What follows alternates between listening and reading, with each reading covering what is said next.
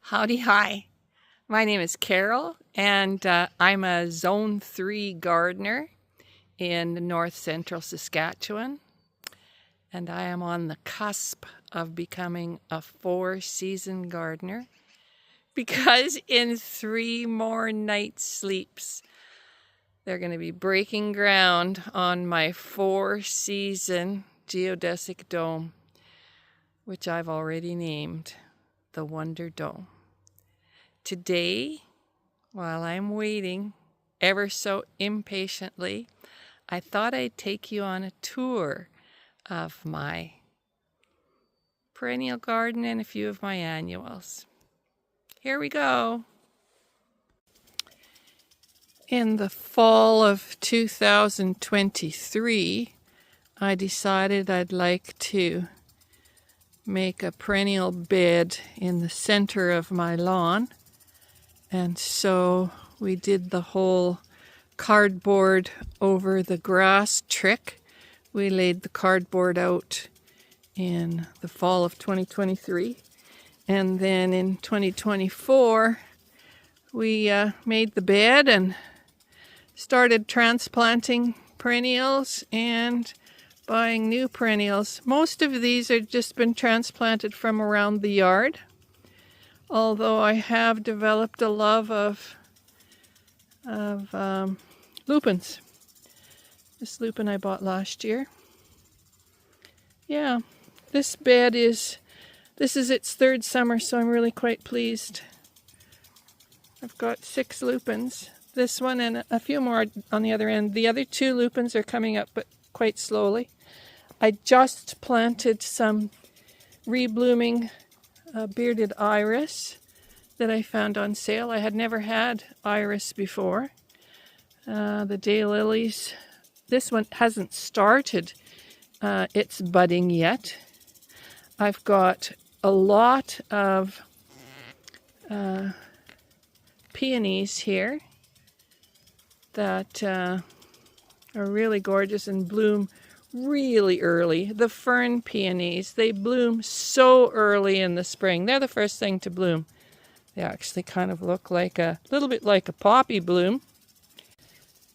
I was on the lookout for sedum autumn joy and I couldn't find it, and I find out that in its place is supposed to be an improved variety called autumn fire. So that's what this guy is. Welcome to the neighborhood, buddy. And here I have some coreopsis that I planted from seed. They aren't my favorite flower up close, but my goodness, they bloom non-stop. They weren't necessarily supposed to start blooming. You can see some on the other side too. They weren't supposed to start blooming in their first year, but nobody told them that. So from far away, which is kind of what I wanted, they really attract the eye. I'm really pleased, and they look really, really pretty beside the allium, which are ridiculously late. I'm recording this on July the 15th, and yeah, a few of them are done, but most of them are still in full bloom. And here we have some buds coming on this daylily, so that's great. And speaking of late, this is an Ito peony that just started its full bloom. This one's just finishing. Both are Ito peonies. That's a red one, and as it finishes its bloom, it kind of turns more of a pinky color. But this peony is just my absolute favorite. I just love it. And none of them droop, which is a key characteristic for me for peonies. I'm really, really pleased with this. Also for an early bloomer, this is my Trolleus, I think it's called. Globe flower. Really pretty light yellow flower. And here's my new lupins. Kind of a cherry red pinky. purple, and a yellow one is yet to bloom. Joe Pye wheat, and another sedum, which I really think I'm going to have to move. It just gets too much water when I'm watering everything else. So I'm really pretty happy with this relatively new perennial bed. Yeah, third summer. It's doing great. Here's a little peek on the other side of the bed. I've got some garlic chives, which they're in their third year, and I guess it's time to be dividing them already. And these geraniums also look like they might want to be divided very soon. More daylilies. I love daylilies. These lilies accidentally got transplanted in here when I moved the daylilies in, but that's okay. They're hiding from the deer. Usually the deer eat my lilies. We've managed to kill off any lily beetles that have flown into the yard, but the deer are doing their job, eating the lilies. This onion chive is really in serious need of being divided up, so that's going to happen very soon. I'm going to try and grow chives in my Wonder Dome. Rudbeckia I love, but they're always so late in this yard. So terribly late. It took them forever to come up. This is a sedge, which I've given a haircut because it too fell apart. And well, that's probably pretty close to it. And here's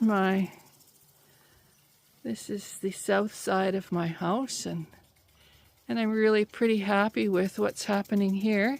I planted snapdragons for the first time ever, and again, just from watching people on gardening channels, how happy they were with their snapdragons. And I have to admit, I'm very happy with them as well. I love the look of them from the road when you come into our yard. I think they really make quite a statement. And I'm happy to report that every plant you see here, I started from seed. The castor beans, the snapdragons, the geraniums, and the dusty miller.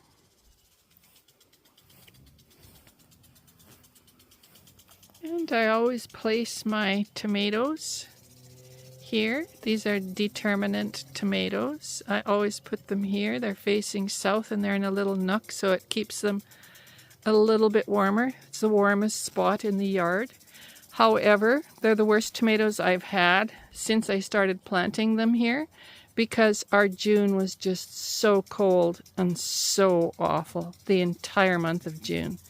So some of them have started to ripen, but the numbers on them, oof, I usually have more tomatoes than I know what to do with and then give away 100 pounds or so. That is not happening this year. And I didn't grow any indeterminate. I'm saving that for the Wonder Dome. So I thought I'd try a new climber. And these are Thunbergia. And they too are really suffering because of the terribly cold June. So this growth that you see is just from the last 15 days. It's really very sad. And here I have a hydrangea. And if you want to see what I'm dealing with as far as climate, can you see any buds? No, me neither.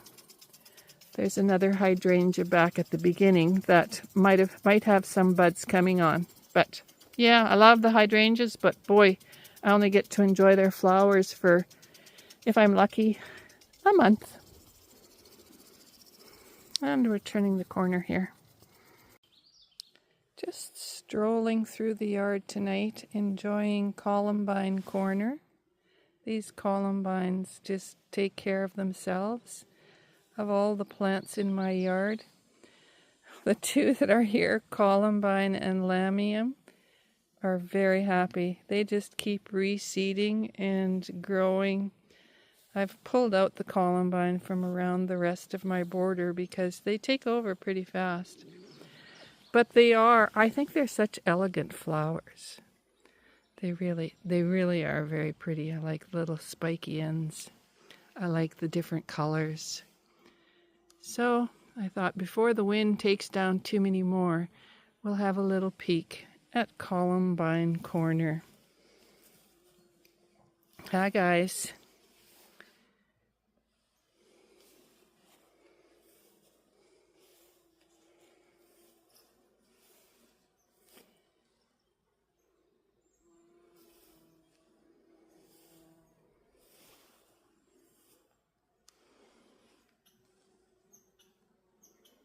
Just a beautiful evening. The bees are still buzzing.